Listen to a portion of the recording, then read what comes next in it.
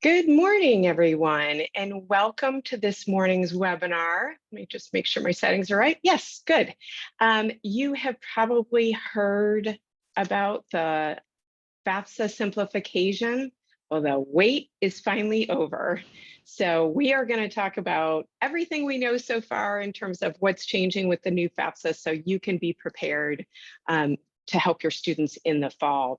I'm Kathy Hastings McDonald. I am with the North Carolina State Education Assistance Authority. We're the agency that helps North Carolinians pay for education, and we are thrilled to have you joining us this morning. Now, a few housekeeping items first. Definitely take advantage of the opportunity to ask questions today. It's part of why we have a longer session. We're going to go 2 hours if we need it. So don't be afraid to send those questions over. We have the expert here who is the right person to answer those questions. So feel free to, I encourage you to use the question box, but I know some of them might flow through the chat. So I'll be keeping an eye on them in both places. Second, share what you're learning on social media. We love to have folks sharing with their peers and learning from each other. Just please use the hashtag CFNC so we can find you. And finally, we are recording today's session, so it will be available. We'll send out the recording to everyone who registered. We will also put it on the CFNC YouTube page, and we'll put it on the professional education's page, professional development opportunities page, I think is what it's called, under the education professional section of the CFNC website. So lots of places to find it. If you want to listen to it later, or if you have a colleague who you think will want to hear it, please feel free to share that out. We look forward to that. Again, this webinar is being brought to you by the North Carolina State Education Assistance Authority. We help North Carolina students pay for their plan and pay for their education. We are thrilled to bring you the CFNC.org website, which is hopefully your go-to website for all things college going. There's lots of great tools and tips in there, and especially with everything changing with the FAFSA, we will be adding resources as we know them. So I encourage you to check back frequently to that website for all your latest news on everything that you need to help your students plan and pay for college.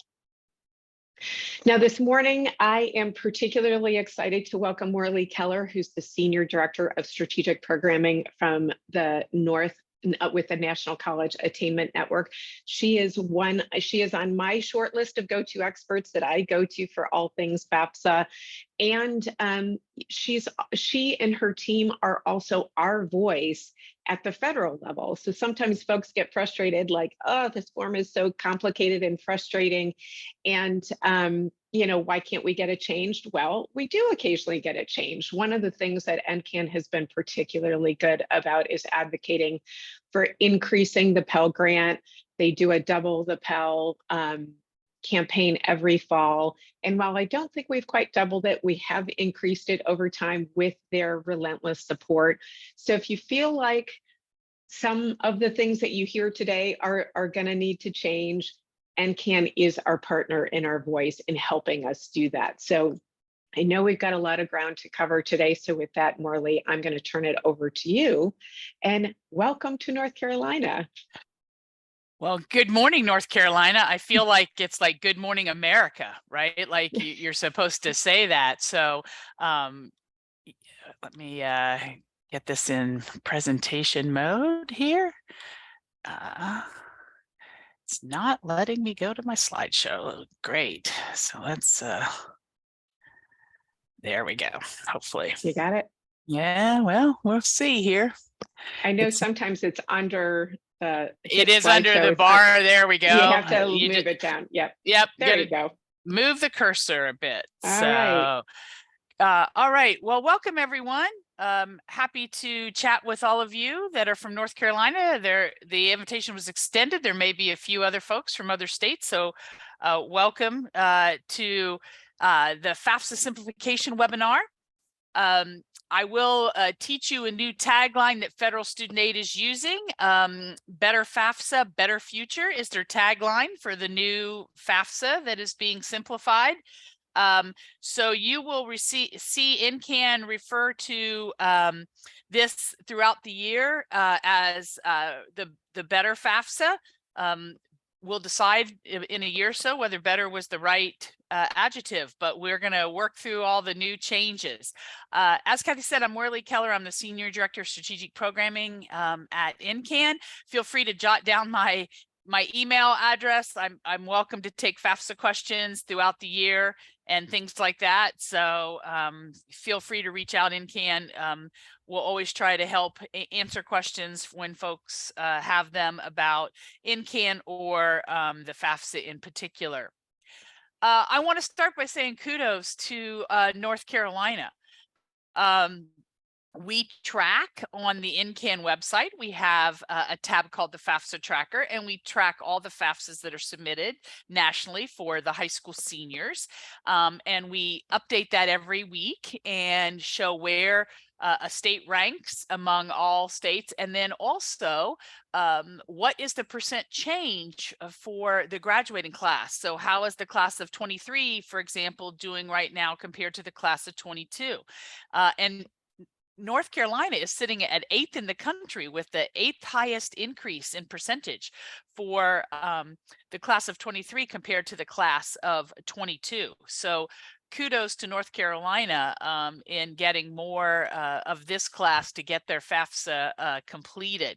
Last year, at the end of the year, and we define the end of the year around September 30th, North Carolina's class of 22 was 15th in the country. So right now, you're currently ranked 27th, but I have no doubt that by the time we wrap up statistics, early this fall, that your ranking will end up higher than 27th. So you all are headed in the right direction.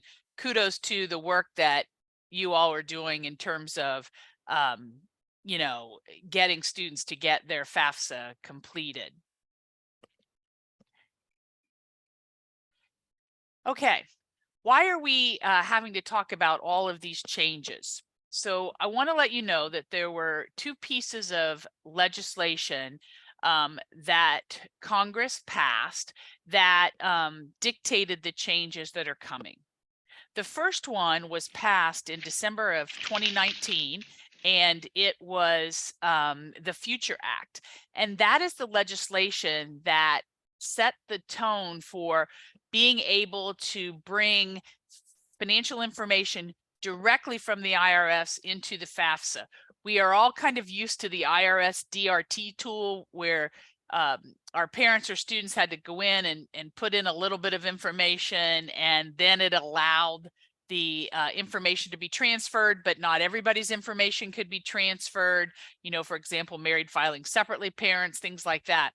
This, with the Future Act, a much larger majority of people will be able to transfer their information from the IRS directly into the FAFSA, and it won't even be done through the DRT tool. It'll, in a sense, kind of automatically happen.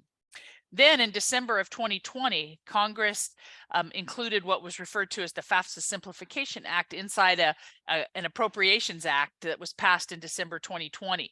And so since then, the department has been working nonstop to completely revamp the FAFSA system, the user experience, etc., which is what we will all begin to experience this fall. In the initial legislation, this was originally supposed to happen for the upcoming academic year, the 23-24 year, but there was so much work needed, a new system purchased, the whole just a massive undertaking that they did get it delayed till the 24-25 year. So we will begin the new simplified FAFSA this fall. I'm going to stop and talk a little bit about the FSA ID and the two-step process. Many of you are familiar with the FSA ID, in a sense where the students and parents can go on and get their username and set that up with a username and password, and it's a way to log in to the FAFSA, sign the FAFSA, etc. Last summer, the department added a multi-factor authentication process to the FSA ID. So those of you that may have helped students and parents this year probably experienced that new system in which when you log in with your FSA ID, you're waiting on that code to be either text to someone, emailed to someone, or maybe they used an authenticator app. So it's now a two-step process to, in a sense, actually use the FSA ID.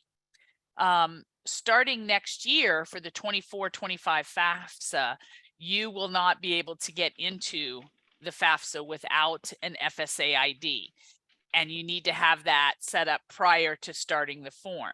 Everyone's going to need one. Any parent who's going to put information on the form, the student, of course. So you're going to have to make sure that your parents and students have their FSA IDs and have them set up prior to starting the form. So, one of the suggestions has been, and I think it's, maybe not going to be news to you if you've heard, but the FAFSA for this year, which I'll talk about in a little bit, is not going to open on October 1. They are not going to have it ready by October 1st. They have said that it will open in December.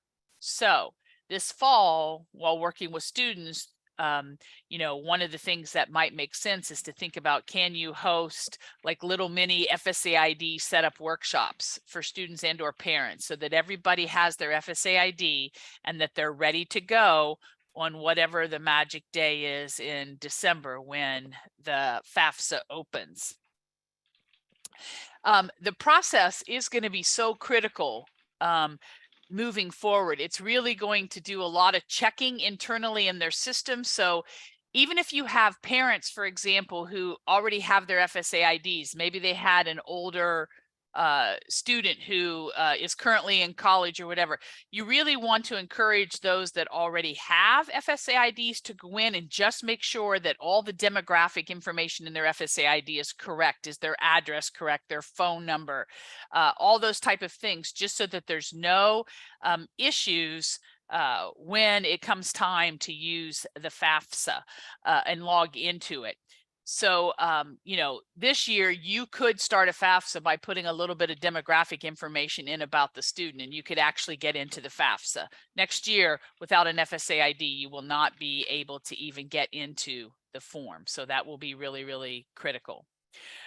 One aspect that they're adding to the FSA ID is that the parents who do not have Social Security numbers will be able to get an FSA ID.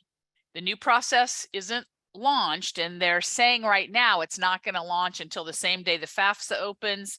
We are strongly advocating for that to happen prior to the FAFSA opening so that those parents can have their FSA ID set up. Those parents, instead of obviously putting in a Social Security number, will be answering some questions from the TransUnion organization. Many of us may have experience with that when we've done credit applications or things like that. There'll be some knowledge-based questions that the people without Social Security numbers will be able to use. And if they successfully answer the questions, their FSA ID will be established. If for some reason they can't get it on the first try with the questions, then they're going to probably have to reach out to federal student aid and do some what they're referring to as a manual process, or in other words, maybe submitting a document or something to verify their identity so they can have their FSA ID. That with everyone having that FSA ID, it will eliminate the need for a signature page. I know many of us, when we were working with students who were eligible but had undocumented parents, we would complete the FAFSA, we would get to the end, we would have to print the signature page, have the parent sign it, and mail it in. And lots of us had sometimes some experiences where we had to print it 2 or 3 times and mail it in before it finally got matched up with the online FAFSA that was submitted. So the great news is that that process will be gone. People will have an FSA ID, they'll log in with it, they'll sign with it, and so that should be good. It's highly likely, and we're waiting to see what happens when the process changes, but people, when students or parents are filling out their section of the FAFSA are going to be putting in the name of the other people who have to complete the FAFSA, and it's going to send an email to them.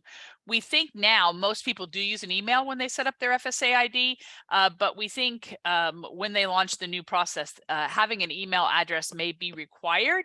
So if you're doing workshops, you know, for FSA ID setup, you may just want to verify that everybody has an email address set up. So Kathy, do we have a question? Yeah, quick question, Morley. Any idea how long after someone creates an FSA ID can they start the FAFSA? It's not instantaneous. If it is someone with a social security number, they use that 1 to 3 day cycle to be verified through the Social Security Administration. The good news they tell us about the folks without social security numbers is if during the setup process they answer the TransUnion questions and successfully get through those, their ID will be instantly available. So a person without a social security number, assuming they can get through the TransUnion questions, will be able to immediately use their FSA ID to complete a FAFSA. Okay, great. One other quick question. Will the home address provided on the FSA ID and the FAFSA app need to match the address on the IRS tax form for No. 2 years prior? Okay. No, because there will be, you know, we all know there's a lag in time. We are using prior year tax information. A family could have moved or anything like that. So no, those don't have to match. You know, we used to, when you were trying to use the DRT, you used to have to type in the address that was used on the tax return and it had to match exactly, or it wouldn't even bring over your information from the IRS. So another good piece of news, by using that FSA ID, when it's time to bring over the information, you're not going to have to be guessing how to type in the address on your tax return. So that's another piece of good news. And people move. So exactly, yeah, so exactly. Like, so what address did I use? Last question, just to be clear, the new FSA ID requirement starts 24-25, and the opening of FAFSA for 23-24 year will be December. Or is that 24-25? So December is for the 24-25 academic year. Yeah, the 23-24 FAFSA has been open since last October. So, you know, millions of students have completed the form for this upcoming academic year. It's the 24-25 year. One other suggestion we have, if you haven't created one, federal student aid doesn't like this suggestion, but we know people forget things. Lots of folks create what we would kind of refer to as an FSA ID cheat sheet, where you can write down all the information, write down the username you chose, write down the password you chose, write down the answers to the security questions, right? And so that everybody has the information when it's time to log in, and we don't have to go through the process of trying to retrieve an FSA ID because you forgot a password or things like that. There is also, you'll see me talk about in a minute, a new feature that came in this past year was of having a one-time backup code if none of the verification methods work. So, you know, having a line on that cheat sheet to write down your verification code, because once you see that backup code and you log out of the FSA ID, you cannot see the code again. So you're going to want to write it down. Okay, let's talk a little bit more about that FSA ID and getting it verified. You know, as a parent or student sets it up, when they get to the end of the process, they are going to verify the information, and they will either do it by sending a text or doing it by sending a code to an email or using an authenticator app. We would strongly encourage that folks put all the information in the FSA ID they can, put in an email address, put in a number that can receive a text if they have it, use the authenticator app so that there's never going to be a delay when they're getting ready to log into the FAFSA, just so they're not going to have any issues with verifying that FSA ID, so they can go right on in and start the form. This is what it looks like if you haven't seen it when they go through the process and they get their one-time backup code. So this is the number that we would encourage them to jot down on their cheat sheet so they have it.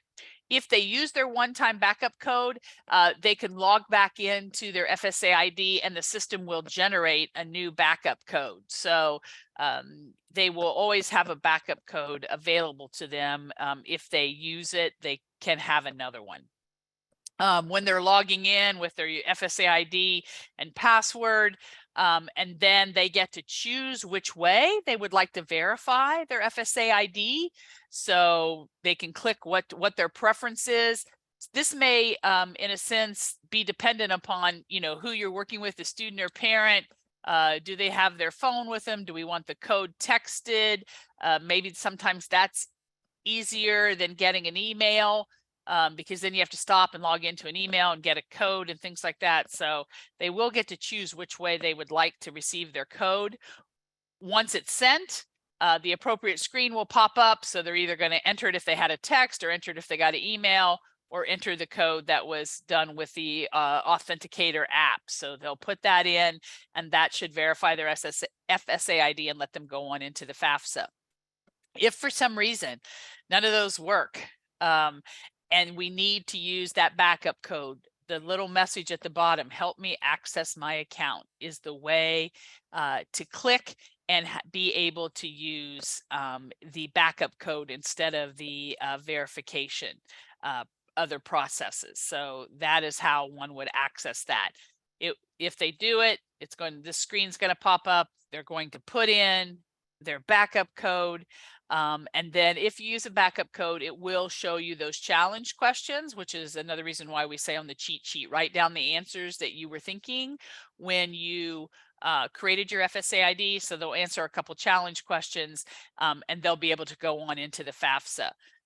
So as I mentioned, once they use it, their system will, the FSA ID system will regenerate a backup code. So after they finish the FAFSA or whatever, they could log back into their FSA ID and jot down a new backup code in case they would need it in the future.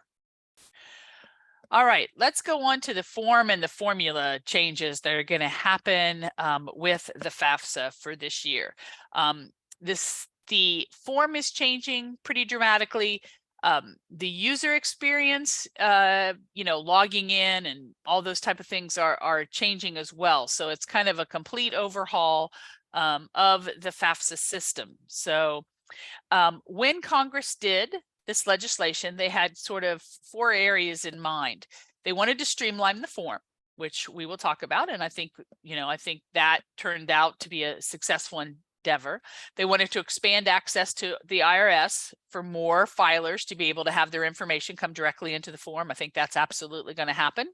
They've now established 2 ways to determine whether a student will receive a Pell Grant, using the SAI formula or federal poverty tables. And when I refer to SAI, they have changed the name. We are all used to students filing their FAFSA, and on their student aid report, they would see their EFC, or their expected family contribution. That has been renamed the Student Aid Index. So we have to forget EFC and put SAI in our brain as we move forward with the new FAFSA. Okay. We talked about the ability for more people to be able to bring their information over from the IRS. When the legislation was written, it was written so that every person whose information is on the FAFSA has to click a permission box sort of at the very beginning of the form that allows information to be transferred directly into the form. So simply clicking a box this time is the way to transfer your information versus, typing in the matching address on the tax form and things like that. But the key is every person has to click that permission box, or the student is not eligible for federal student aid. So we have to think about that, because they wrote the legislation so that every person has to click the box. But one thing that we know is not every person files a tax return. So there are going to be people who don't have any information at the IRS. There are going to be people who work in foreign countries who don't have any information in the IRS here in the country. That does not relieve them from the responsibility of clicking that box. And the process, therefore, in a sense, requires everybody to click the box and everybody's information to be transferred from the IRS. What will be transferred, in a sense, into the FAFSA, if there's no information, is a code that indicates there's nothing at the IRS. So that is why everybody has to sort of click the box. Since this is federal tax information that's being transferred, there are a lot of privacy regulations when you're dealing with the IRS and when you're dealing with direct data transfer from the IRS. So the parent, student spouse, once you've clicked the box, you are never going to see any of the information that came over from the IRS. You're not going to see it on your screen while you're completing the FAFSA. You are not going to see it on what we now know as the student aid report. That's going to have a new name next year, which I'll share with you. It will be nowhere to be visibly seen. The only places that the in a sense, dollar amounts or information that was transferred over will be housed, will be at the FAFSA system and then at the institutions where you send the information. So, you know, we're used to seeing on the screen or on the student aid report, we're used to seeing, you know, the question like adjusted gross income. And then instead of seeing a number, we would see a phrase in the answer column that said transferred from the IRS. You're not going to see the question or even transferred from the IRS. It's literally going to be invisible. It's going to all happen in the background. There will be a few people who will still manually enter their financial data. For example, if we are working with a student whose parents are separated and the tax return that they filed for 2022, which is the year we'll use for the 24-25 FAFSA, was a married filing jointly return, and we don't want both people's information now. So there will be a few folks, those folks that don't file a US tax return. So there will be a very limited number of people who will, in a sense, manually enter answers to the questions. So they will see the questions, they will type in answers, and they will appear on the screen and eventually on their student aid report. But that will be a very tiny percentage of the FAFSA filers. The number of questions has been reduced. And as I indicated, because everybody who has to check the box, it will confirm if you're a non-filer. So, you know, sometimes we know our students get selected for verification and parents had to go get a verification of non-filing letter from the IRS, and this new process will, again, good news, eliminate that, because the IRS is already going to verify that you did not file a tax return. Kathy? Yeah, quick question. So related to the FSA ID, and now we're not calling it the data retrieval tool or DRT anymore. But for students that have hyphenated last names, will that, you know, sometimes that can get tripped up if it includes a hyphen or doesn't, you know, it gets complicated. So with it being more of an automatic process, will this streamline that part of it as well? Do we know? I believe so. What you know, it's kind of like the secret formula for getting selected for verification. It's kind of like a secret formula that they're not coming out and indicating exactly what data will be matched with the IRS to bring your form over. This will be more Lee's answer. It honestly can't be anything but your social security number. So if your social security number on your FSA ID and FAFSA matches the social security number that you had on your tax return, I am guessing your form is coming over. It doesn't matter if your address changed, your name is misspelled or hyphenated or however. You know, I'm sure they'll do some version of name matching, but I just have to be relatively confident that the social security number is the main piece of information being matched out of the FSA ID to the IRS to bring over tax information. Yeah, and obviously we're hoping this lowers the need for verification, but I'm assuming we don't have a percent verification that FSA is setting for next year.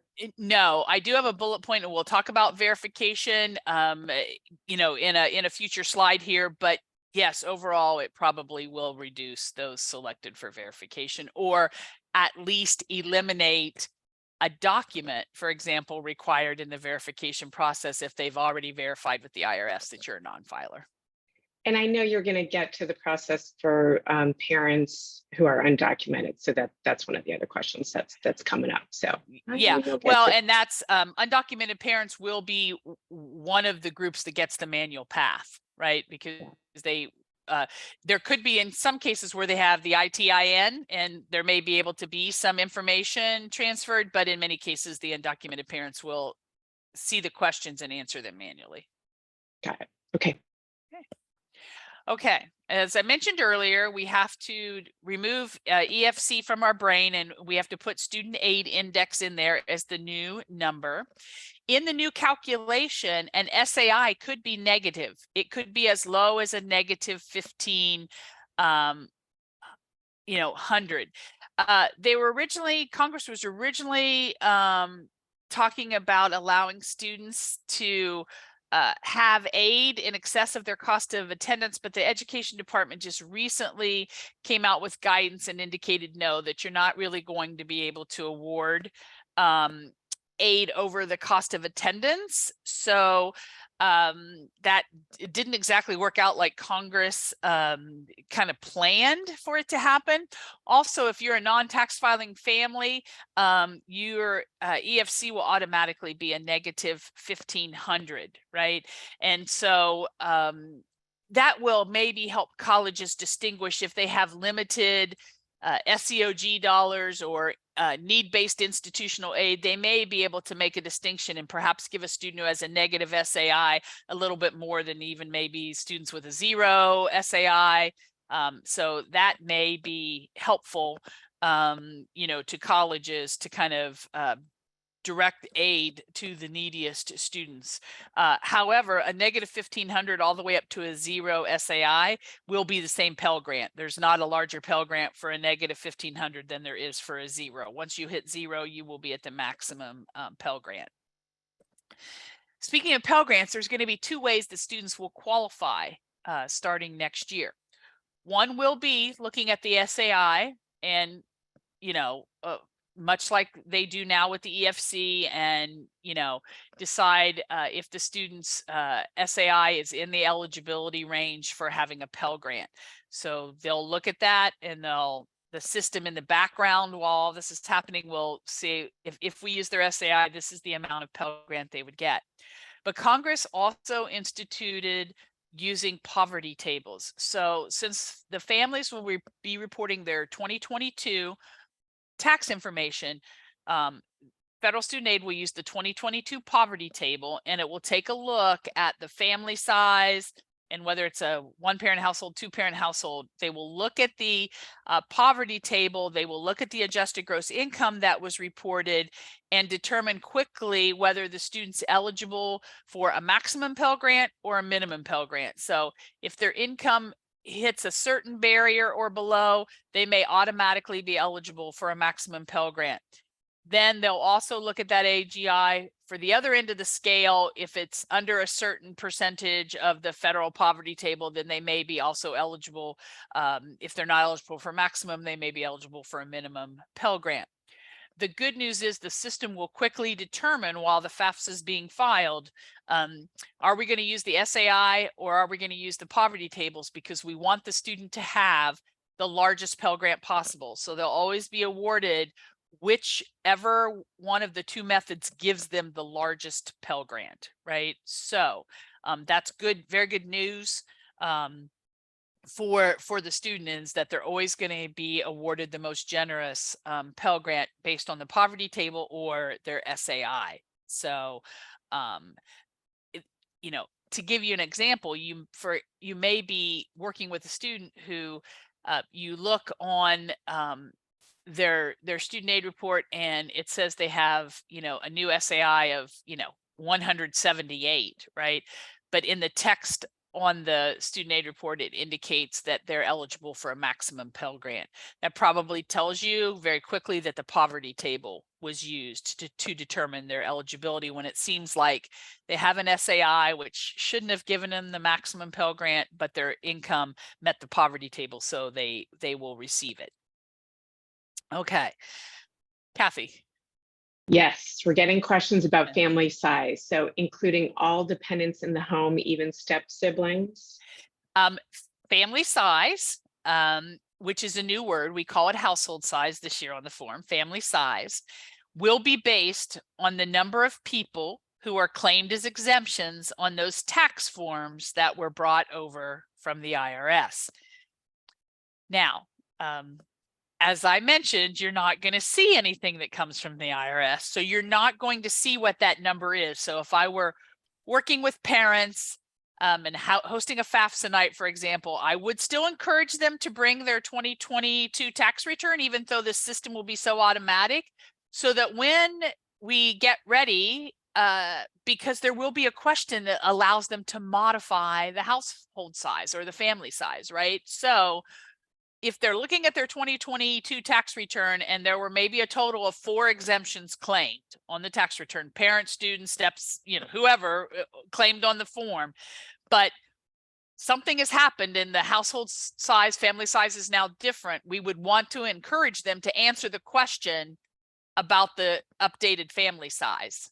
So there will be an opportunity to put in what the current correct family size is on the form, and we will strongly encourage families to do that. But it's, unless you memorize the number of exemptions on your tax form, I guess the good news is if you don't have it with you and you answer the question and you put in a family size and it matches what's on your tax return, okay, well, that's a bonus. It's great. That number is the correct number. But if you modify the number, they will use the answer that you put in the question as the new answer to family size, and that's the family size they'll use looking at the poverty table and everything else. And confirming there is going to be a scale for Pell Grants. Yeah, yes, there will be. The poverty tables will determine minimum and maximum, right? Yeah. In between will be the SAI, just like we're kind of used to. This SAI equals this much Pell Grant. The higher SAI equals a little less Pell Grant. Yes, so there'll still be a scale like that. Mm-hmm.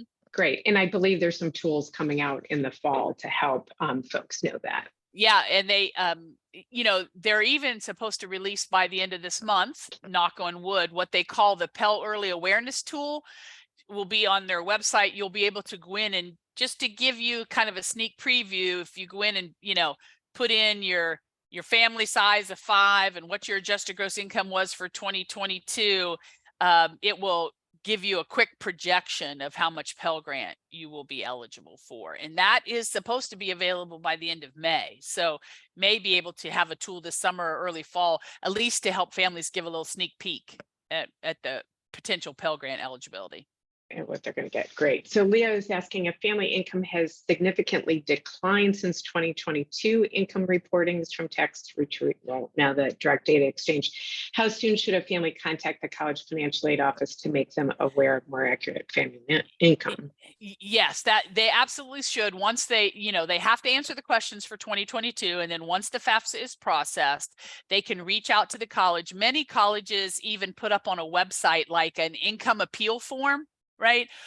Which families can download and complete and submit to the aid office, which absolutely indicates there was some type of major reduction in income that the colleges should, review before they make financial aid packages. Colleges kind of do that at different times. With the FAFSA not opening until December, I hope they have those income appeal forms up pretty quickly. Some call them, financial aid appeals. They may have different names, but definitely reach out to the aid office and verify what process they want when your family has experienced a reduction in income. Great. And I want to jump back for a second on supporting undocumented or students with undocumented parents. For those who can enter income information manually, does that include students with parents who do not file a U.S. tax return? And I don't think they can. Yes, they will. It will ask if they had any earnings from work, so they can put something in there if it accurately, to accurately reflect any earnings that they had. Okay. And then second question, will they accept ITIN numbers? Yes. To match taxes and FAFSA? Yes. Okay. Yes, they will. Okay. Perfect. And then more questions on family size. What if the person providing, this is where we start getting into those picky parent questions. What if the person providing support is not the parent, but grandparent or another family member, although they have not legally adopted the student? That person's information does not belong on the FAFSA. The FAFSA provides pretty clear definitions of who is a parent. And so it does have to be a biological or adoptive parent whose information, or a step parent whose information belongs on the form. Aunts, uncles, grandma, grandpas, older brothers and sisters, things like that. His information does not belong on the FAFSA unless they legally adopted the student. Yeah. Okay. Jennifer's asking, it used to be the case that it didn't matter which parent filed a student on their taxes or claimed them. Now, does the parent who claims the student have to be the parent whose tax info goes on the FAFSA? No, the next bullet point that I was about to address will get at that. They have changed the definition a little bit of whose information belongs on the form. The new definition, according to the legislation, is the parent which provides the greater portion of the student's financial support, right? There will even be a little parent wizard in the case where there's divorced or separated parents, right? There'll be a little question wizard that pops up when you're completing the FAFSA to help the student determine which one of these parents provides more financial support. And so in many cases, you know, the current definition is custodial parent, the primary custodial parent. I think in a lot of situations moving forward, it's very, I think, safe to assume that in many cases, the custodial parent is also the parent who probably provides more financial support. I am assuming there could be some situations out there where the student might reside with one parent, but the other parent, based on the arrangements made for the separation or divorce, covers all the financial expenses, right? So in that case, that non-custodial parents' information is who belongs on the form by the new definition, right?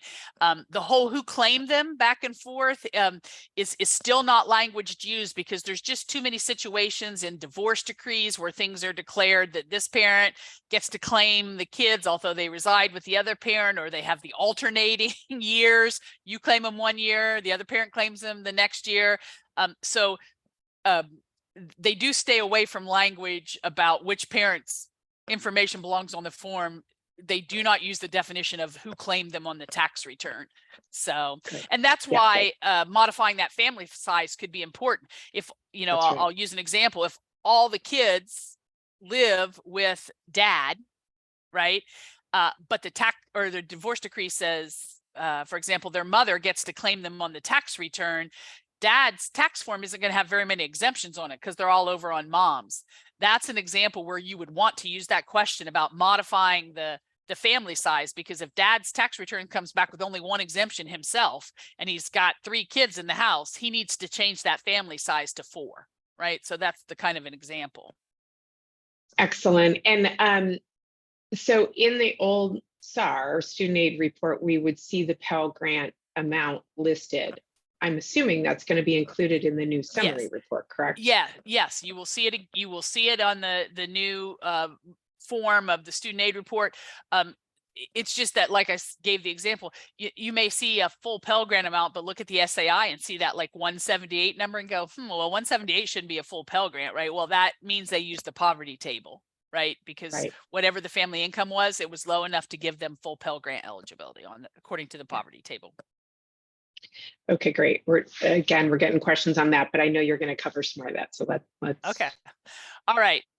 One thing for our families that have multiple siblings in college is that in the new formula, the SAI will not be divided by the number in college. So in the current EFC formula, if they process the FAFSA for both students and the estimated family contribution was, I'll use very round numbers here, 10,000, but there were 2 students in college, then each of those students would see 5,000 as their EFC. It is not going to be divided any longer. So starting next year, when there's multiple siblings in college, the SAIs are probably likely to be larger for those that have, you know, decent sized SAIs. If you are filing for a family that has 2 students in college and the calculated SAI is 0, it doesn't matter that you're not dividing it. It will remain 0. One of the other changes in the formula is about reporting assets. This year, families with incomes over $50,000 were required to report assets. Next year, that's being bumped up to $60,000. So your income is going to have to be at least 60 to have to report assets. But currently, if you have a small business with less than 100 employees or a family farm, you do not have to report that value on the FAFSA, even if you have to do assets. Starting next year, everybody who has to report assets will have to report all assets. So if they have a business net value or a farm net value, they are going to have to put that on the FAFSA. So that also, in a sense, has the potential to increase their student aid index. Maybe their income didn't change, but now that they have to report some assets, their SAI may be higher.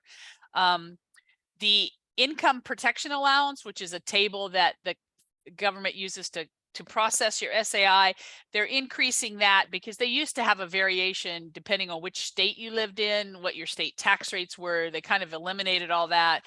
They're going to use one standard income protection allowance table, but they are increasing the amounts for that table. You know, when NASFA, the National Association of Student Financial Aid Administrators, kind of quickly developed a tool for colleges to use to see what happens for the multiple siblings.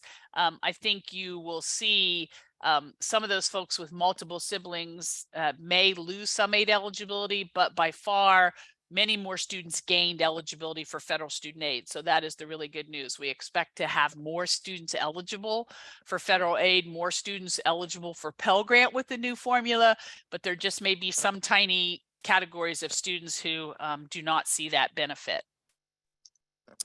Quick question before you move on.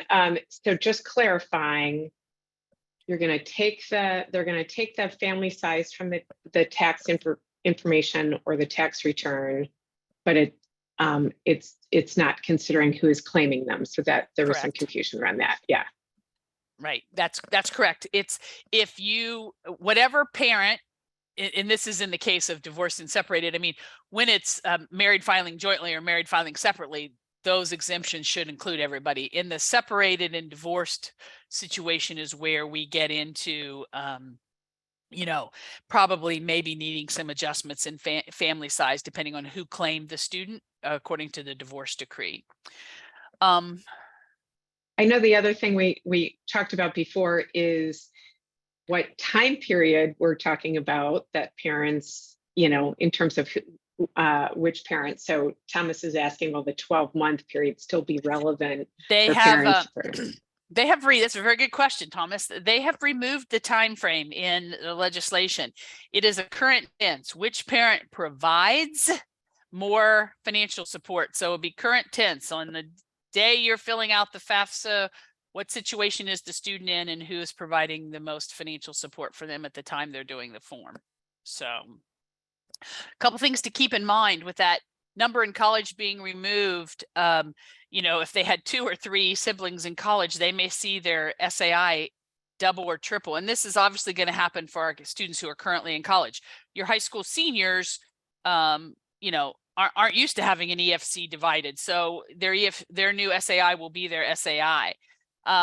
We will probably going to see some students have a reduction or maybe even a loss of a Pell Grant or state need-based aid, depending on how the state calculates their eligibility for the state need-based grants. There could be the situation for dependent students that the income reported in family size is for a household they don't reside in. So, for example, if we are going to use that situation where the non-custodial parent is providing all the information, that's whose information goes on the form. They need to make sure they answer the family size question to include however many people are over there in that household plus the student, right?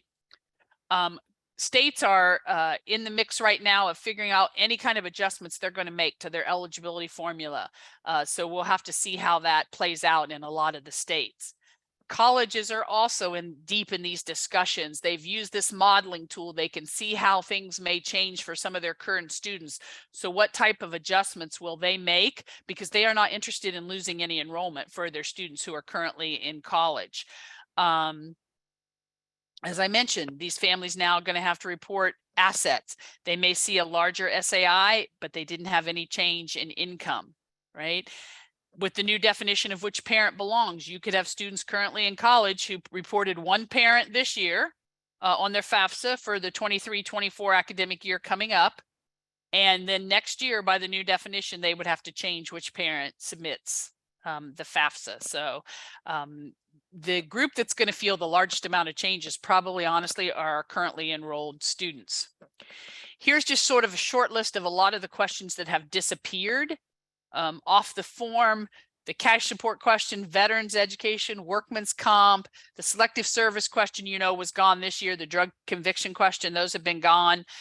Payments to tax deferred pensions that are not on federal tax return, other versions of untaxed income, child support paid out of the household, that question is gone, and the living plans for each college. Our colleges in the country are not happy because that question's been removed from the FAFSA. You would put your list of colleges and then the student would indicate, are they going to live on campus, off campus, or with parents? That on, off, and with parents question is gone off the form for each college. So don't be surprised if you see colleges reaching out to students trying to confirm their living plans so that they make sure they package them appropriately. Child support received into the household for the household that's reporting their income is still on the form. It's, however, being moved over to the asset section because it's one of the questions that can't come from the IRS, and the only financial questions on the form to be answered are asset questions because you won't see any of the other information. So child support is now over in the asset section.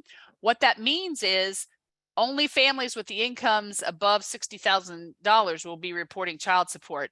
Lower income families that are receiving child support are not going to have that reported anywhere on the FAFSA. We saw this year at the end of the FAFSA what they referred to as demographic survey questions. They appeared this year at the very end of the form. Next year, they are being reinserted back in the student demographic section of the form. So questions about gender, race, and ethnicity will be actually an actual part of the student section of the FAFSA. There, of course, will remain the choice for the student to, if they prefer not to answer the gender, race, and ethnicity questions, they can simply click that box and they don't need to provide any of the information. Another really good change is students will be able to list up to 20 colleges on the online form. So, that's been 10 for a long time. And if we had those students who were applying lots of places, they had to file and then log back in and take some colleges off and add some more. So now it will be up to 20 colleges. So hopefully that will address the majority of the students in the country and not make them have to go back in and pull some colleges off and add colleges to get things done. Parents on the form, when they're completing their section of the form, will have to provide their full demographic information. I think if you think about the form this year, it always used to ask their last name, their first initial, right, their birthday, and their social security number. Now it will be full set of information: name, address, birthday, social security number, full name. So parents will provide full demographic information, and there won't be a save key any longer. Where a student started a form, and if parent was going to come back later, they would have to know the save key to log in. Because everybody has to have an FSA ID, there's no need to have a save key. So that feature will be gone from the form. So things for you to consider, when you're organizing events, for when the FAFSA opens, and you may have to do FSA IDs earlier this fall for those folks that have social security numbers. But if federal student aid does not open, or switch up the option for those without social security numbers to get their FSA ID until the same day the FAFSA opens, you'll have to, think what your strategy is about how you're going to help those parents get their FSA ID as quickly as possible so that they can start the form. When will you offer your workshops? If you provide FAFSA assistance workshops. A lot of high schools hold financial aid information nights in the fall, can still continue to hold those. But if you're going to provide direct FAFSA assistance workshops, they haven't announced the date in December. Probably depends on when it is. If it opens in early December, maybe lots of folks will squeeze a workshop or two in before the holiday break. Otherwise, many folks, I think, are planning on starting all their FAFSA assistance workshops in January. We're used to at our workshops, a lot of times the parent shows up or just the student shows up. And with that multi-factor authentication process, if you don't have the student and parent together at the workshop, the parent's not going to be able to get into the student section of the form unless they, without logging in as the student and getting the verification code. So your families are going to have to be able to be in contact. So encouraging both parents and students to attend FAFSA assistance workshops will make that process quicker and smoother. We're all going to be learning all year long what kind of adjustments to any deadline dates were made by the colleges. If they had a FAFSA priority deadline date for incoming freshmen, I happen to reside in Ohio. A lot of our four-year public institutions had December 1st as their priority deadline date for incoming students. They are not going to be able to have December 1st. Next year. So what kind of movement will colleges make? What kind of movements will state agencies make? I'll share with you an example in Texas. If this form does not open till late December, Texas's priority deadline date for their state need-based grants, January 15th. They are not going to be able to hold on to that date, much for at least next year. Think about what kind of activities you can be doing with your students this fall. Can we move them all through the college application process and get those kind of things completed? Are there scholarship applications that are available that they can get completed? Can they get their FSA ID set up? Can they get all the campus visits out of the way so that when that FAFSA does open, that can take priority and can be what everybody is focusing on? So we kind of have to think, for those of you that have been in a counseling position for a long time, up until 2017, this form didn't open until January 1. And so we always had a very compressed timeline. It opened in January and then came that May 1st deadline for students, particularly signaling which four-year institutions they were going to attend. So we're going to, for 1 year, go back into a very compressed timeline. So, when will you hold your assistance workshops, getting forms submitted, helping students with verification, looking at their award letters? When will colleges get their award letters out for students? They're not going to be seeing award letters in the fall. Okay, let's talk about those process changes. We've talked about the form not opening till December, right? If for some reason a parent or a student chooses to not click that permission box at the very beginning of the form, they're going to get all kinds of pop-up messages and warnings and things like that, encouraging them to click the permission box. But if for some reason they won't click it to have their information transferred from the IRS, they will be presented a set of manual questions and they can type in the answers. The FAFSA, they can submit the FAFSA. The colleges will actually receive what's considered an unprocessed FAFSA, because no student is eligible for any form of federal aid until all people on the FAFSA have collected or clicked the permission box. So it will be an unprocessed FAFSA. If, for example, a parent is the person who didn't click the permission box, they will have to log back into the form and they're going to have to click the permission box, and then the college will get an updated report indicating that all people have now granted permission, and so now the student can be processed for aid. The colleges are not going to be able to create like some quick little signature form that they can have a parent or a student sign and then turn around and enter it. The actual person has to click the permission box. So we just really need to encourage all of our folks to do that right at the beginning of the form. Kathy. Yeah, so just clarifying, because this is one of those sticking points that is different. Rochelle is confirming FSA ID for student will only allow the students into their section. Correct. And FSA ID for parents will not let them into the student income section. Correct. Yes. And so folks, this is going to change how you're working with your families. Exactly. Now, I'll use a hypothetical situation. Sometimes a parent might have their student's FSA ID username and password and might want to pretend for a minute to be the student when they log in. But that multi-factor authentication is going to notify the student that someone just logged in and here's the verification code. So when I said earlier, you're going to have to be in communication if somebody's not there. Now, I can't officially recommend that be the way that happened, but parents have been known to have students' FSA IDs and students have been known to have parents' FSA ID information, and I'll just leave it there. But without the ID, you're not going to get into a parent section or a student section unless you've logged in as the parent or as the student or the student's spouse. If the student happens to be married, the student spouse section is separate. That spouse has to have an FSA ID to get in. Yeah, so I think it's starting to register with folks what we're talking about. Yes, that's exactly what we're saying. So the verification, if you're working with the student, the verification is going to go to the parent if you're trying to also get into their section and vice versa. So you may have already touched on this, and if you did, I'm sorry. If the student goes in first, they're going to see the asset questions. Did you already talk about that? It's a bullet point coming up. Yeah. Okay. We're going to cover it. Yep. Yeah. Okay.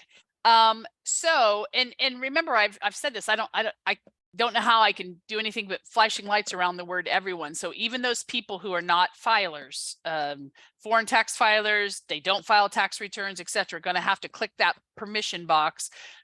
Just because of the way Congress wrote the language, it says everybody has to check the box where the student's not eligible for federal student aid. Didn't say everybody had to file a tax return, said everybody has to click the box, right? So depending on who starts the form, it's going to ask them who else needs to come into the form and work on it. So if the parent starts the form, they're going to have to identify the student who needs to complete the student section. If the student starts the form, they're going to have to fill in the name and email address of the parent or parents who are going to have to complete their section of the form. You will hear federal student aid use the word contributors in these emails, like as a parent, you've been invited to contribute to this particular student's FAFSA, or as a student, you've been you've been identified as a contributor to the form. They will refer to the parents on the forms in their sections. We've been used to parent 1 and parent 2 for the last few years. Moving forward, it will be parent, and then the other person will be referred to as the parent spouse / partner. So parent 1, parent 2 tags are going away for next year. This is the point that Kathy just mentioned. If the student is the first person in the form, they will be required to answer the asset questions, because the form doesn't know yet whether the family income is above or below $60,000. So if the student's the first person in, they're going to have to answer the asset questions. However, if they're independent student, and their income is less than the 60, they're not going to have to. But for dependent students, they'll have to answer the questions. And then when the parent comes in and the system can tell what the adjusted gross income is, if the student answered the parent or the asset questions and their income was under the 60,000 benchmark, those numbers won't be used in calculating the SAI. They'll simply be disregarded. If the family income was over 60 and assets needed to be included, then they will use those numbers. Okay. For the IRS, when it goes over the first time somebody submits and it indicates they were a non-filer, for the first few months of the system, federal student aid is going to keep sending that information for non-filers back to the IRS just to make sure someone wasn't a really late tax filer, right?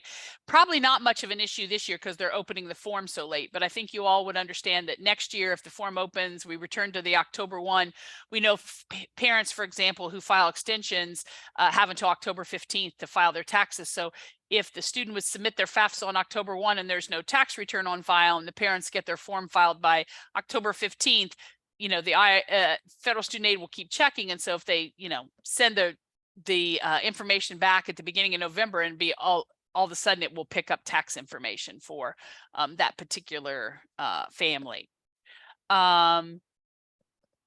We do need to talk about all the people who need these FSA IDs. If you have a situation of a dependent student and the parents do married filing jointly, we will still be in the situation where technically only one parent needs the FSA ID. They would have to be the person to log in. They would have to be the person to click the permission box to bring a joint tax return information over into the form. They would be able to sign the form. If you're working with a student, though, however, who is in the situation of married parents who file separately, or they are unmarried parents but living together, each of those parents has to have an FSA ID. Each of those parents has to log in. Each of those parents has to click the permission box, so that you kind of have to think of it like, in that situation, it's almost like 3 little mini FAFSAs. The student will log in and do their section. The first parent will log in and click box and allow the information to come over on their tax form. And then the other parent will log in and click the box and allow each person to bring over their individual tax information. The form does have an interesting question on it. When it's referring to married parents, it is going to ask them if the tax return, excuse me, they filed is with the person they're currently married to. Because we use prior year, there could have been a divorce and a quick remarriage or something that happened in the meantime. Excuse me. FSA will be writing what they call some business rules about the family size question. For example, if the student and parent complete the form and the information comes over, and let's say we have that divorce or separation, the parent who provided the most financial support is also let's say the custodial parent.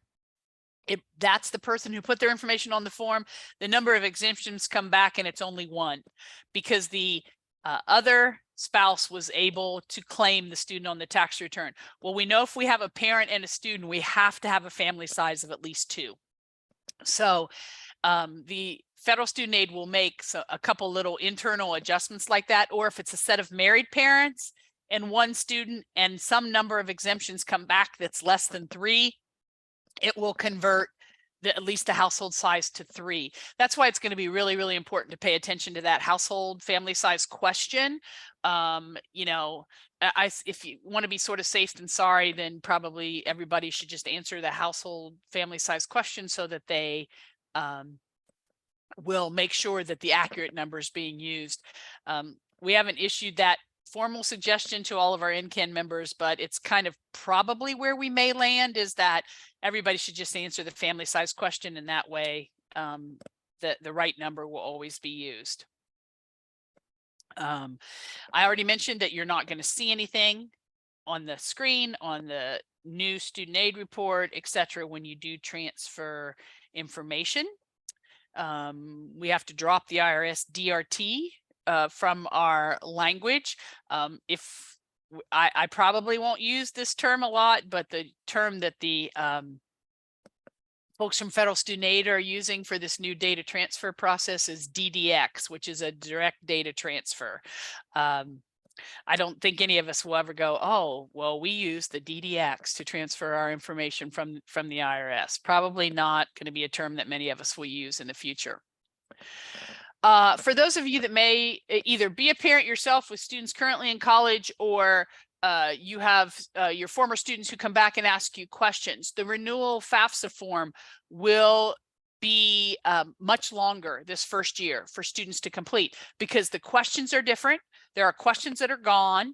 The definition of which parent's information belongs on the form for dependent students has changed. So for 1 year, the renewal form, it will bring over like student standard information, demographic information, but they'll have several more questions to answer on the renewal form this year to get it situated and adjusted to the new process. When I mentioned that students and parents will be putting in the name and email address of the other contributors for the form. So, you know, one thing that would be critical to advise your students, particularly if you're going to be working with them as they start the form, is they are going to need to know their parents' email address. It's going to be really, really important to know their parents' actual legal name and email address. So that will be an important piece, because if the student enters a name, for example, that doesn't look close to the legal name that's in the parent's FSA ID, it's not going to let the parent in to the form. You know, sometimes students, their parents, they've only ever heard, you know, their dad called Bill and his name is William, right? Or some things like that. So students are going to need to know, if they're the first one in the form, their parent's legal name and their parents' email address, so that they can get the email to come in and complete their section, and that when they log in with the FSA ID that contains their legal name, it will match what the student put in there. We have had some conversation with College Board, the CSS profile. They are not changing their formula to match the federal formula. So there will be some different questions on the profile that are no longer on the FAFSA.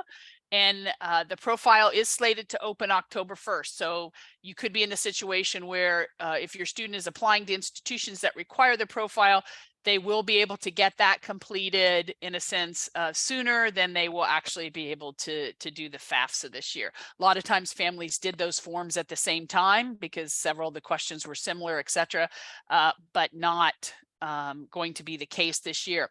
One thing that we do know in terms of them not changing the methodology is College Board is going to keep in their institutional methodology formula when there are multiple siblings in college. So the institutional methodology formula that they will be using is, in a sense, is going to vary greatly from the federal formula when there are multiple siblings in college. Let's talk about some implications. You know, you have to think, in a sense, look around your office or this fall, any resource materials that you had about the FSA ID or the FAFSA, are they still accurate? They probably are not. Probably going to be throwing out or updating all the materials. You know, some of the stuff we may not be able to update because federal student aid has not released a lot of details yet. And so, like I said, I can't tell you what exactly you'll need to set up an FSA ID for those parents who don't have social security numbers and things like that, or when they'll be able to do it. You know, take a look at any information. If you have on your school website any information about students applying for financial aid, you know, look at that information. Is it accurate? Does it need updated?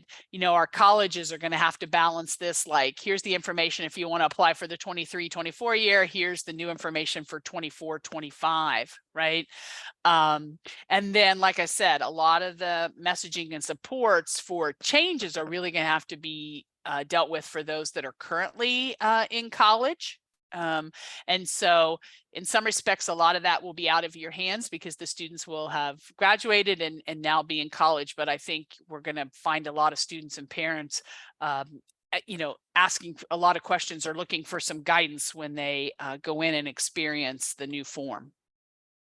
As I mentioned before, for your class of 24 seniors, this new FAFSA will be their FAFSA. It's not going to be different to them. It's going to be the only one that they know. That's great news.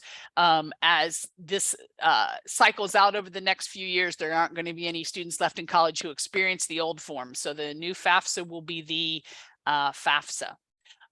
You may have families reaching out to you, parents in particular, who might have seen their SAI jump dramatically for their students that are in college, or they thought the SAI was going to, or EFC was going to drop because right now they only have one in college, but when the student who graduates in the class of 24 goes to college, they were going to have two, and we're thinking that that EFC would be reduced. So, you know, what kind of strategies will you set up? I'm sure Kathy's organization is going to do a great job at getting information out there about things that, you know, are all about North Carolina, and in many cases, North Carolina institutions and changes and things that they will make, right?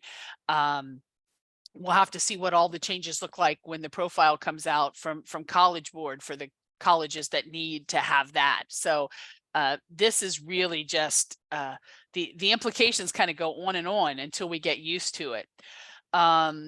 You know, the timing of information when it's released from federal student aid, how quickly can we get information relayed to. I mean, this is information that literally almost every person in the country needs, right? So how can we get it out there? Rippling effects for this with the colleges, the states, the families, how and when you conduct workshops and things like that. What kind of trainings will be available? Many states often offer FAFSA training to school counselors. What will that look like? NCAN will do have some online training that'll be available to all folks, not restricted to NCAN members, and we'll have resource information up on our website, but we literally have to like retrain everybody in the country who's ever kind of worked on a FAFSA. What we don't know is what if there are flaws in the system? They'll user test it and everything else along the way, but until the day it opens, you're not really going to know exactly how well the system works. So hopefully federal student aid will be ready to make any adjustments to or tinkering in their system that they need. If students and parents are attempting to use the new system and something's not working, let's knock on wood that will be something minor, but you never know because they've purchased brand new systems. In terms of verification, what they've indicated for the 24-25 year is that they're going to have to go back to a random selection process for which students get selected for verification. That's because they've been using a machine learning model that has really steadily for the last few years continued to drop the percentage of students who are selected for verification. What they haven't said is what percentage they will randomly select. We hope it will remain a small percentage because such a larger percentage will be bringing their information directly over from the IRS. There should be less need to select students for verification, but they have indicated that it will be random next year. So we'll have to watch that unfold and see what it feels like, see what percentage of our students we feel like are selected for verification. My organization, NCAN, we've advocated for simplifying the FAFSA for over a decade. We continue to advocate. We work with them. We're committed to our members to develop training and resources. When it comes to the FAFSA, we're going to try to develop resources for people well beyond our members. And we kind of just all have to sort of be better together to deliver this better FAFSA for the better future. So, this year is going to be interesting. We're all going to have a lot of questions. We're going to hope we get a lot of good answers and serve the students the best we can to get their form filed and get them access to all the aid. It's very encouraging that in the modeling, more students are going to be eligible for Pell Grants and things like that. So we are excited about that and excited to see what happens with all these new changes, and we hope to be there to assist our organizations when there are questions or challenges in the process. So I'll go back to Kathy and see what additional questions we can handle from the group. Yeah, absolutely. Okay, thanks folks for continuing to send in your questions. We were starting to get some repeat questions, so I figured I'd just let you kind of finish up and then we'll circle back. So folks, before you start stress eating, it's a lot to absorb, but we do have a few more months to absorb it this time than we've had in the past. We will continue to bring you information as we get it. And some of it, as Morley said, we will be figuring out in the field as we go. So one of the things that folks are having some heartburn about is the change in number of students in college for a family, because that will impact students' eligibility. And as I started by sharing at the top of the hour, part of why we so appreciate NCAN and NASFA is when there's things that don't make sense, you all do advocate, and I anticipate that's one of those things that we might advocate a shift in that in following years. Yes, is that a fair? I think that is a fair guess on our part. It's one of those things that until the forms are filed and until you have the data and until you see what the effect is, right? You're not exactly sure what to advocate for. So if it turns out significant percentage of students are affected, significant loss of aid happens, you then have the data to advocate to Congress. This is what happened by the way you wrote the legislation, and is there an appetite to fix this change? That's right. Right. Okay, good. And folks, just another reminder, as Morley alluded to earlier, our financial aid associations are trying to do modeling so that the colleges and universities can get out in front of this and anticipate what the likely impact will be for their students, the existing students that are on campus and those that are coming in. So as much as it's stressful to not know yet what that impact is and know that some families are going to be affected, they are aware of it and are hopefully working on finding some supplemental funding if that's needed in the interim. So let's try and knock out a couple of the quickies. 60,000 is the adjusted gross income level, correct? For reporting assets, yes.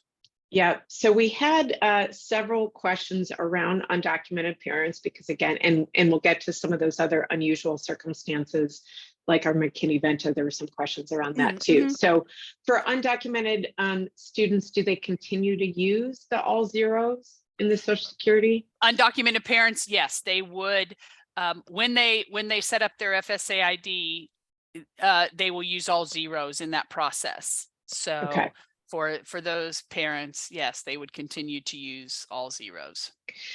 And when you were talking about, they will be stress testing the system, but once we are all on, we will really be stress testing the system. In the past, they have made a FAFSA demo site available. Do we know whether that will be available before the real FAFSA is open so we can get in and practice? Yeah, the demo site, the standard practice has been the demo site opens the Sunday before the FAFSA opens. So that how much lead time you have will be depending on what day of the week they choose to open the FAFSA. If they open the FAFSA on a Monday, the demo site will become available on Sunday. So there will be very little opportunity to practice per se. Okay. If they happen to open it on a Saturday, the Sunday before, it will open. So you'll have a whole week to play in the system, in the demo system before the real system opens. Right. Okay, great. Several folks have asked how soon they can get in and set up their FSA ID. They can do that now. Yeah, if you have your Social Security number, you can do that now. I would advise do it, get it done, write down all your information and save it because, if it's 6 months until you start your FAFSA, we want to make sure you have the right ID information to log in. So yeah, you can go right ahead and do that right now. Right. Yeah. And folks, just remember that, have them accept all of the various authentication methods they can, because if one doesn't work, you've got another avenue. And also keep in mind that with the backup code that they will be given, once they use that backup code to log in, if they need to, because the other authentication methods didn't work, once they're in, they need to go get another backup code and have them use their phone to take a screenshot out of or take a picture of it or something. But if they use their backup code, it's a one-time code. They need to request another one. So I just want to make sure that's clear that,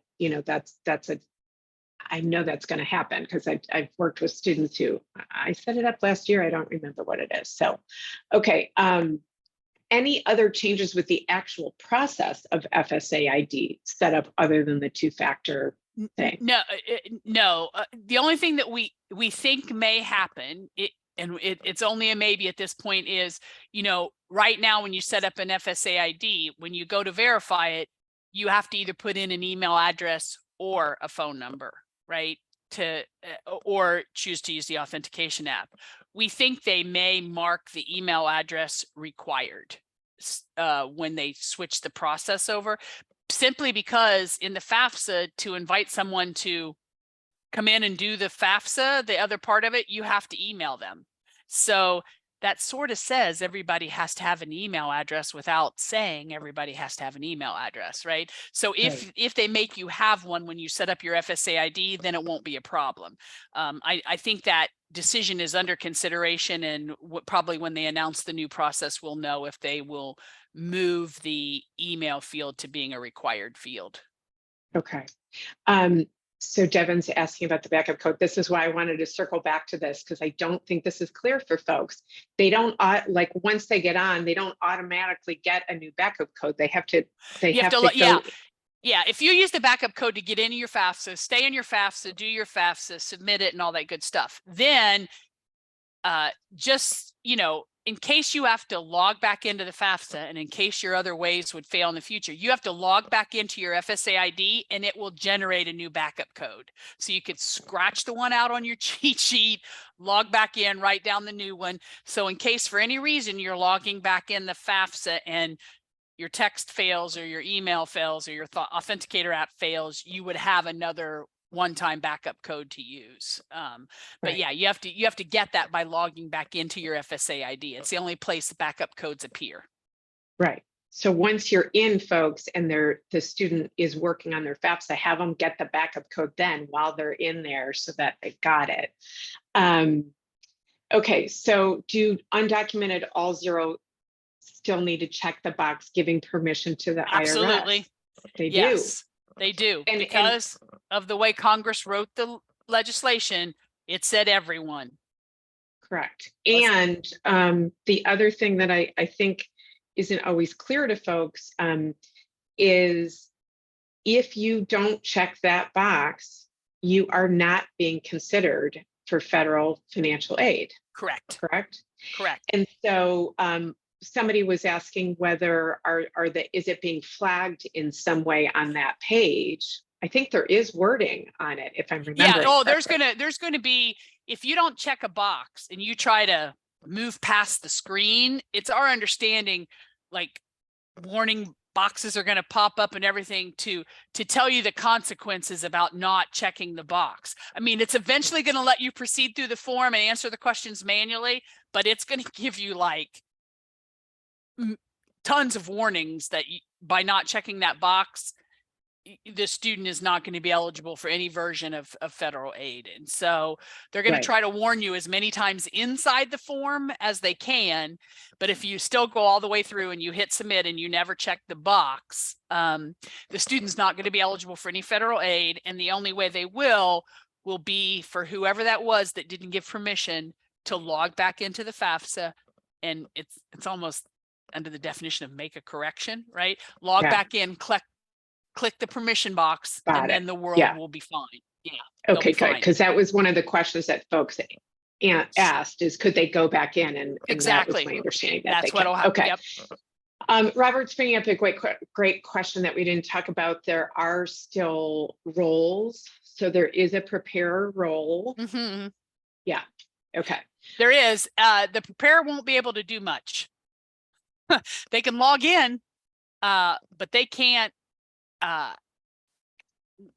fill in the student section and they can't fill in the parent section because you have to be that person logging in with the FSA ID to be able to answer any questions. The preparer, they left them on there, but there's really, really not a role for a preparer kind of moving forward. Yeah. And Claire, totally get it. She's saying, what are the immigration consequences for the families that do check the box? We get it. There's going to be parents who are going to be afraid and they're not going to do it. There will be one. There is an option, as you know, there is a paper FAFSA, right? So if there is a family who the parents, for some reason, really, really want to shy away from entering anything into the FSA ID system, that family would have the opportunity to download the paper PDF, fill it out. 18 pages. Yep. Sign it, put it in the envelope, mail it in, and they technically would not have to have had an FSA ID to do the paper process. So that is like what I would call the fallback option for folks. But as you and I were discussing the other day, folks, keep in mind, if you have students that and families that go that route, the printed form, I think, is 18 pages long. it's not going to fit in a regular envelope. It's going to need extra postage. So, all of that, we're bringing to your attention, because if they try to stuff it in a regular envelope and put one stamp on it, it's not going to go through. So again, just trying to think all the way through in terms of helping those students. Okay, so Selena is asking, when in the process will parents without Social Security numbers be asked the TransUnion questions? Do we during know that the FS? process yet? Yeah, well, during the FSA ID setup process, so they'll go in and start with their basic demographic information, and then it's our understanding, we haven't seen the sequencing of the screens, but they'd enter their basic demographic information, and then as they started to go through the verification process, that's when the TransUnion questions would pop up. Correct. So Mariah's confirming that those undocumented parents use all zeros. In the past, they couldn't create an FSA ID. Yes, there is intended to be a process this year for them to create one. That's so correct. This is one of those big changes that are coming. And then Juana, thank you for circling back, because I know you asked this a while ago. Do undocumented parents enter ITIN if they have it? They will. There'll be a spot on the FAFSA for them to enter an ITIN, which may be one of the ways they can match information over at the IRS if they have it and if they are a tax filer. Okay, great. Okay, so let's jump to McKinney-Vento unaccompanied youth. Any changes with that? In a sense, yes and no. No, in that students who are unaccompanied or in the homeless situation will answer that question appropriately and will be considered independent, don't need parent information to complete the form. They'll be able to answer the dependency question and submit the form as an independent student. They have expanded,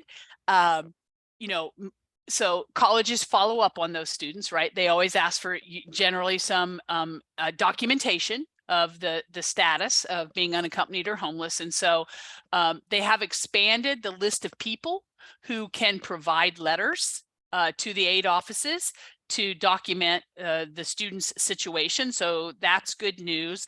They've also set it up so that when those students are reapplying or renewing their FAFSA, if their situation is, they're not going to have to keep providing the information every year. Like once you're in that situation, if your situation has not changed, you're not necessarily going to need to provide any additional documentation for subsequent years, right? Perhaps unless you change colleges, then the new college may need some documentation. But so the process, it sounds kind of weird to say sort of once unaccompanied and homeless, and if the situation doesn't change, then it's that way all the way through your FAFSA life cycles, right? So should be quicker and easier. And because additional types of people are allowed to provide the documentation letters to the aid offices, gives the students more choices about who can verify their situation. So it should make it easier.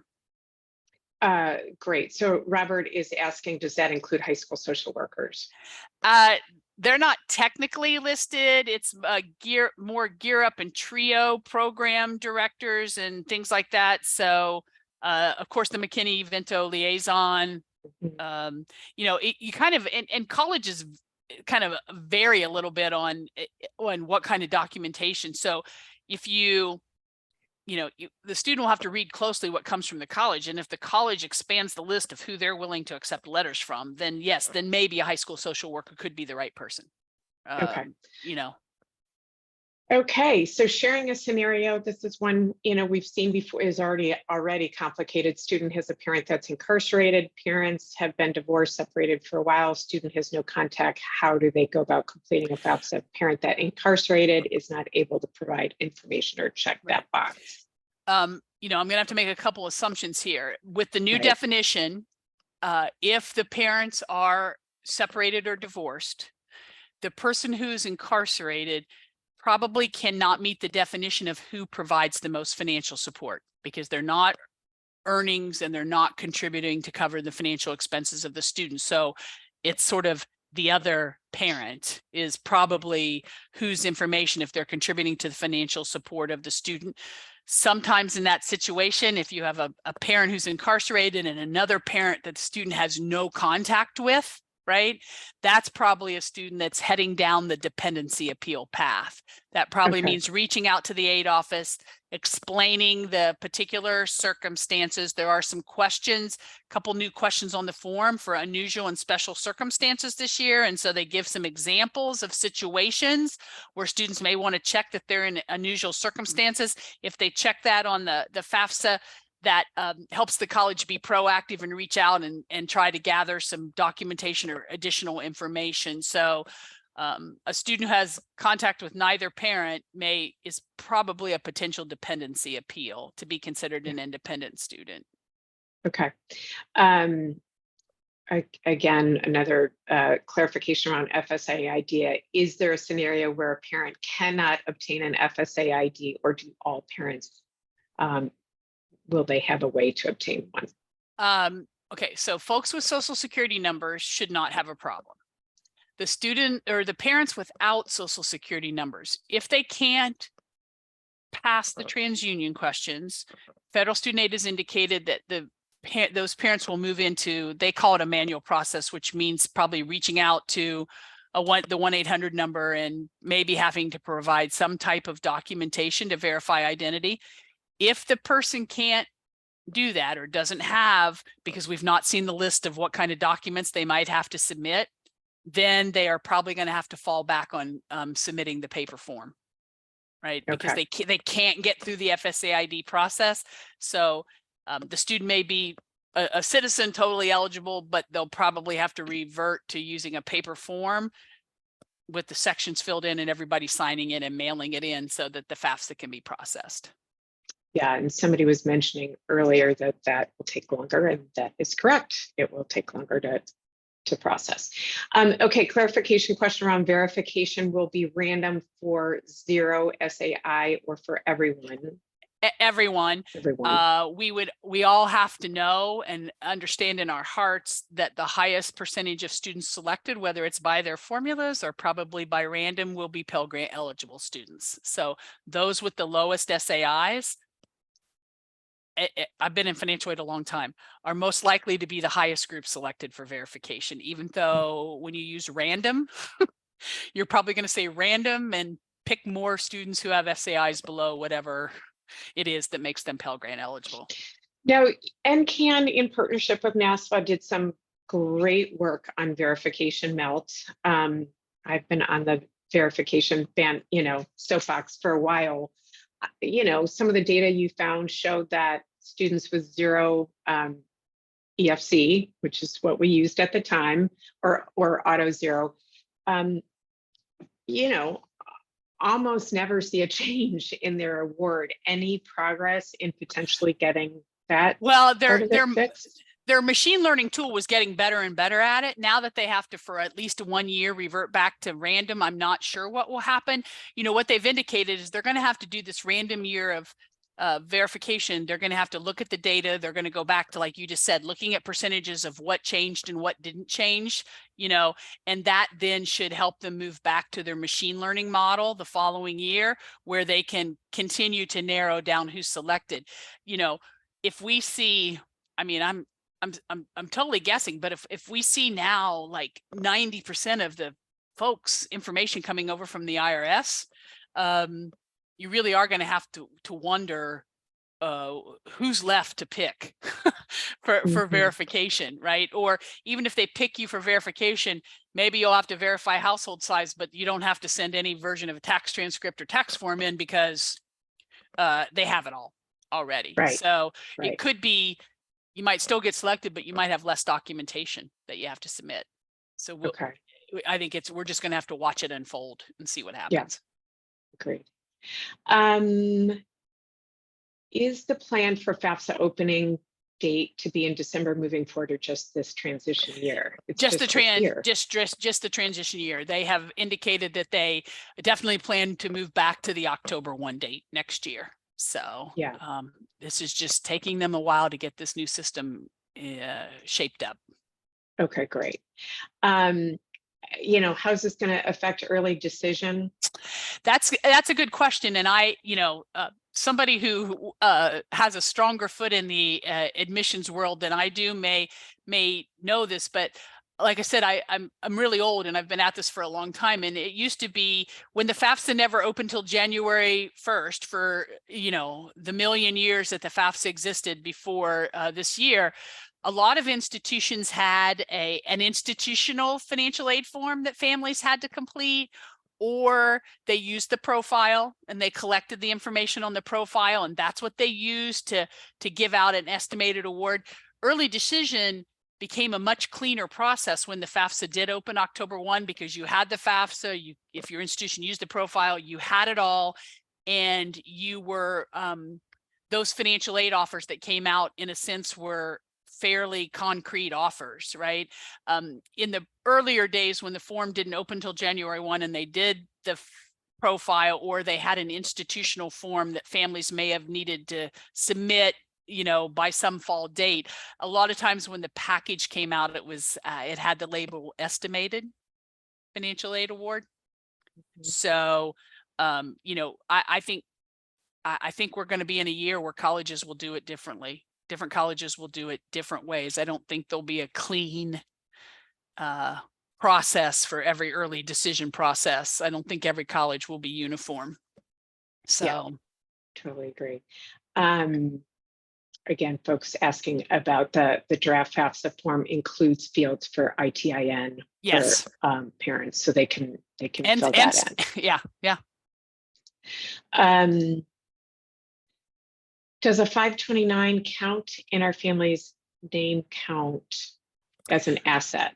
Yeah. So if a family is required to report assets, so the 60,000 and above folks, 529s are referenced if the 529 is in the student or parent name.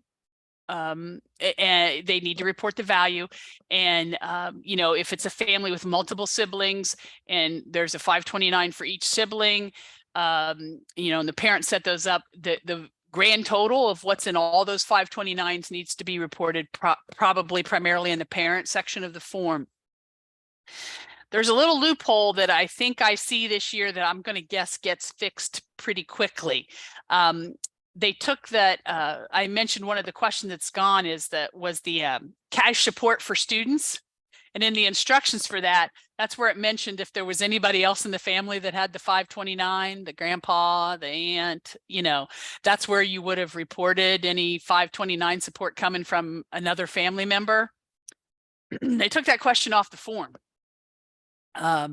So I'm going to guess that's a 1 year that the question comes off the form, or they're going to have to come out from the department with some guidance about, because you're going to have some families who will be reporting 529s and other families who won't. And then when the 529 check or payment arrives at the institution, the colleges are going to have to go, oh, here's some 529 money we didn't know about. So now the process is uniform, because you're supposed to be reporting every 529 and any financial support that's coming in. Now it's going to waiver. Yeah. So for those ones that might be in family names other than parents or students. So that's one that's got a question mark beside it about how it'll unfold. Yeah. Yeah. Okay, good. Cindy's asking, how does one file a dependency appeal through FSA or through FAFSA or through their college? Yeah, those are colleges, because colleges will have their own forms. And so, yes, if you're helping a high school senior who's got this circumstance, for example, maybe of a loss of income or wants to do a dependency appeal, and they've applied to 4 different colleges, you may be doing 4 different processes or providing the same support letter to 4 different institutions. So those are individual processes at each college. You may have talked about it earlier. I was keeping an eye on the question, so I might have missed it. Did you talk about the small business family farm? Yes, it does have to be. Yes, for those families with the 60,000 and above who are going to have to report assets, they are going to have to report the net value of a small business, regardless of the number of employees. They are also going to have to report the net value of a family farm. which are things that did not have to be reported in the past. But moving forward, those assets are not exempt anymore from the asset question. So the good news is it is net value. So, if you have a farm, but there's a mortgage on the farm, it's the net value. So it's the value minus any debt. Same thing for a business value minus any debt related to the business. So they will need to report that. Yep. And Megan recognizes this varies by school, but is there any insight into when do we think, let's put it this way, do we think financial aid packages awards are going to come out late given the late start of? Yeah, I mean, it was very typical.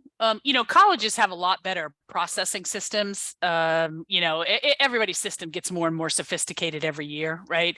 But in the past, it was pretty typical when the FAFSA opened January 1, which is kind of the guideline are going to live with. You normally never saw financial aid packages until some point in time in March, right? Maybe even early April. At some institutions. And then, so the student had a very condensed time frame to look at their aid offers, compare the aid offers, and make that final decision, particularly if they were headed to four-year institutions, right, to make that May 1 deposit deadline. So yes, colleges can't send an award letter out until they have a FAFSA, right?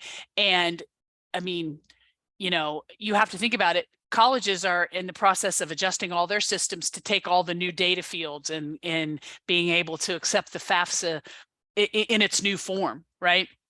So until they get their first batch of FAFSAs in their new system, they're going to be hoping that it works really well. But if they discover something's not right and they have to tinker with the software or something, they may not be able to load FAFSAs for a month, right? Which means then you can't start your packaging until you have everything in there. So if the form opens later December, I would say you're probably maybe not going to see many packages until March. If it happens to open in early December, you may see some, I think maybe February packages or colleges that will be as aggressive as possible. I mean, they want students, so they're going to work really hard to get those aid offers out the door as quickly as they can. Sure. And get students to commit. Absolutely. Kenley just wants to clarify for parents who are divorced, both parents must still make an FSA ID or just the parent that provides the greater portion of financial support? Just the parent that provides the greater, if they are divorced, only now it'll only be the parent who provides the greater amount of financial support. That's assuming that parent is not remarried. If they are remarried, step parent information needs to be on the form, and depending on their tax filing status, if they did married filing separately, that step parent may need an FSA ID to log in and allow their tax return information to come on over. Okay. Leah is going to be doing an upcoming senior, emerging seniors, students who are juniors who are going to be becoming seniors next year. Obviously, this is a lot. FAFSA is always a lot to go through. We may know that this is a big change for us as practitioners, but for the students, it may not be a big change. But, what would you say are kind of the early things to begin to start making them aware of and sort of setting the stage for parent? Obviously, FSA ID. FSA ID is one for sure. I think the idea of if your school or district provides FAFSA assistance workshops, proposing the idea that everybody comes to the workshop, because the form is going to be very role oriented. So parents can only do parents' parts, students can only do student parts. So we need everybody at our FAFSA assistance, workshops. I think talking to them about making sure everybody has an updated email address. All right. And that students know their parents' legal full name to put on the form. So I think those kind of things will be important.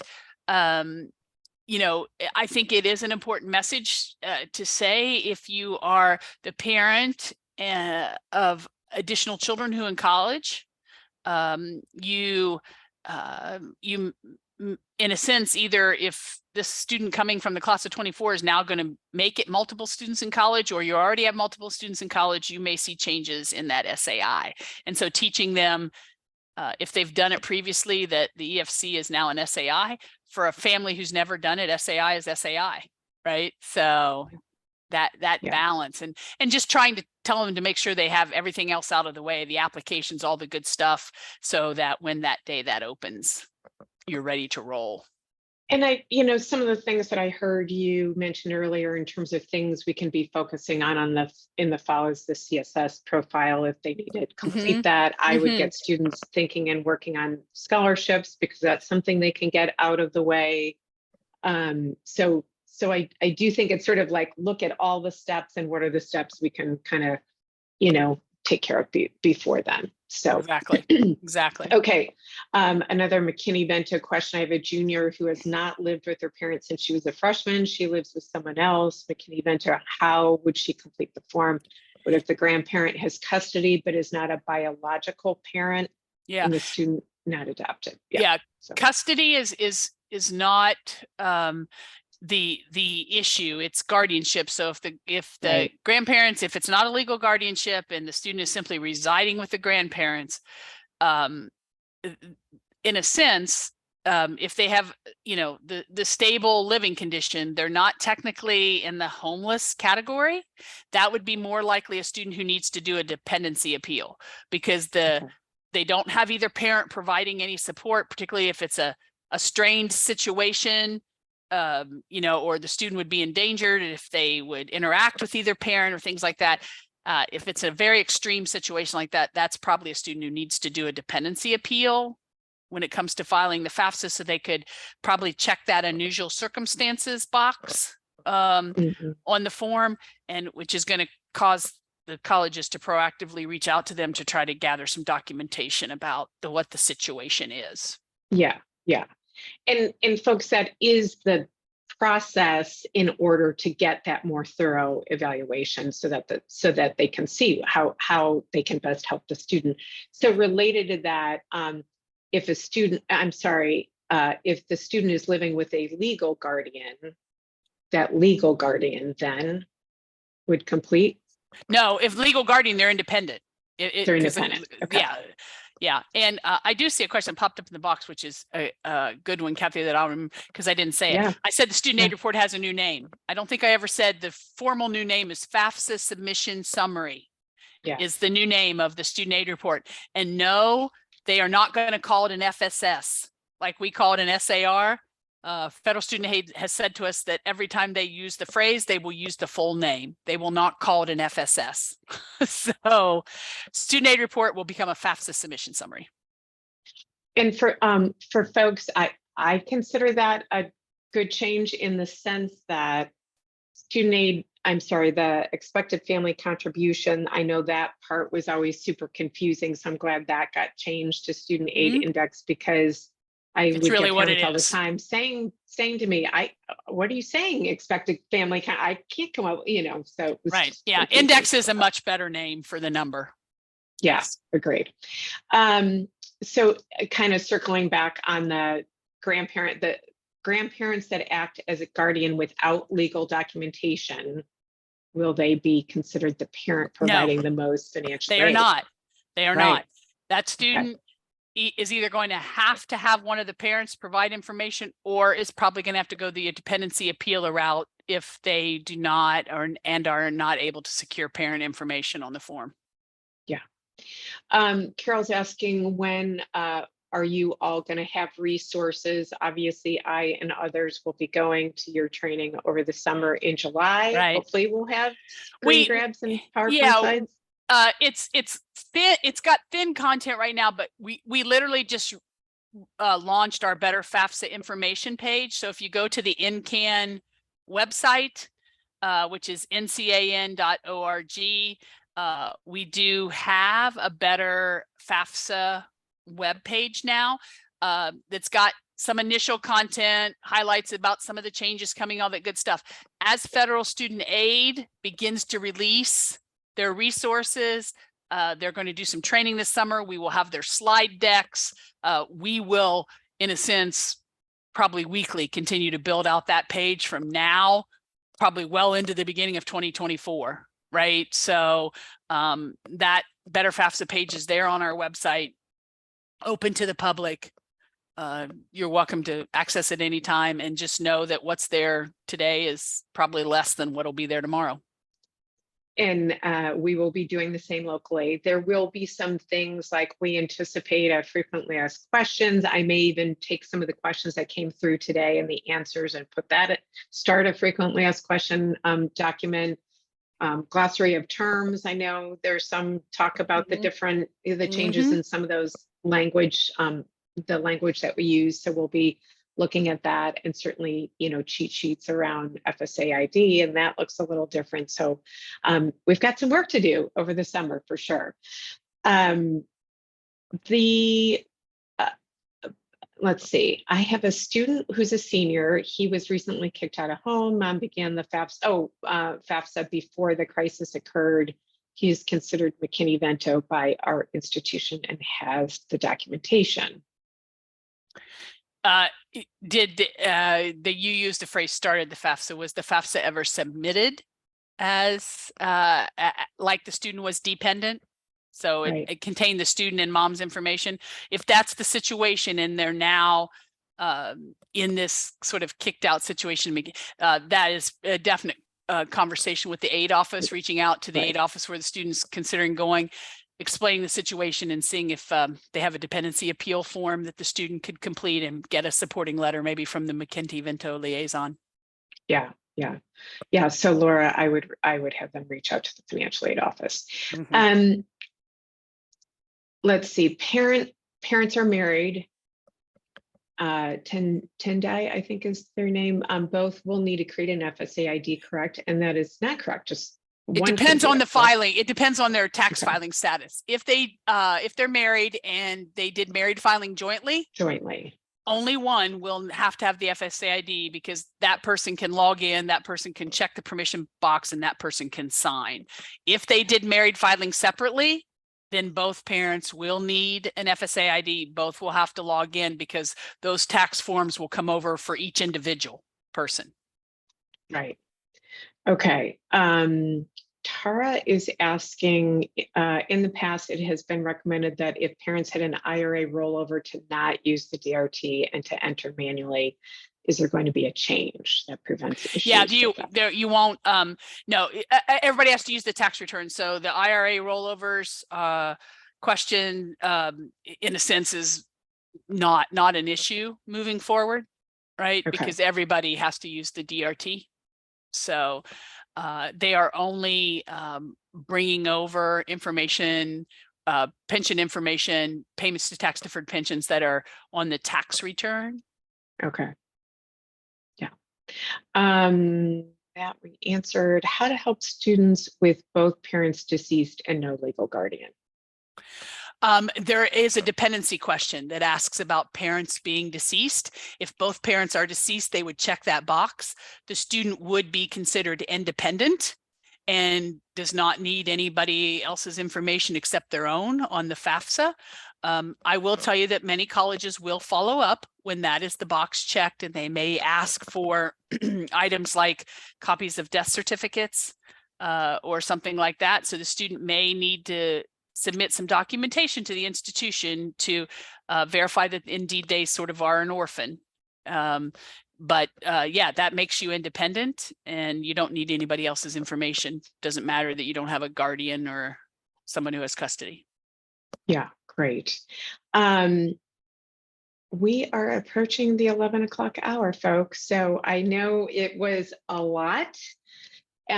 We went fast and furious through a lot of that. So as Morley shared, NCAN, as well as our organization, over the, really until we open and probably beyond the new FAFSA season, as we get more information, we will be sharing more information.